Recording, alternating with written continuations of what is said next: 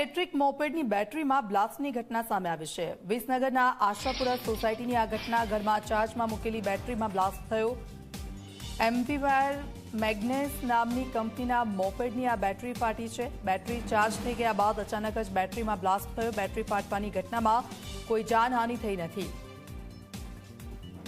આપ જુઓ, ઘરમાં ચાર્જમાં મૂકેલી આ બેટરીમાં બ્લાસ્ટ થયો હતો। વિસનગરની આશાપુરા સોસાયટીની આ ઘટના સામે આવી છે અને શું સ્થિતિ ત્યારબાદ થઈ આપ જુઓ। સદનસીબે ઇજાઓ કોઈને પહોંચી નથી, પરંતુ આ બ્લાસ્ટ થવાની ઘટના સામે આવી છે।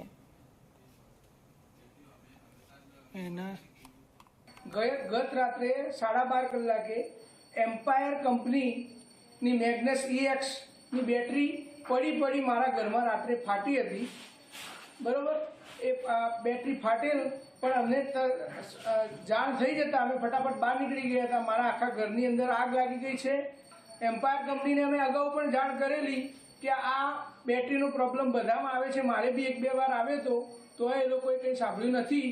એટલે પબ્લિકની પેલા સેફટી માટે કરીને એ કંપની ઉપર જાહેર પગલાં લેવા વિનંતી। તો સુરત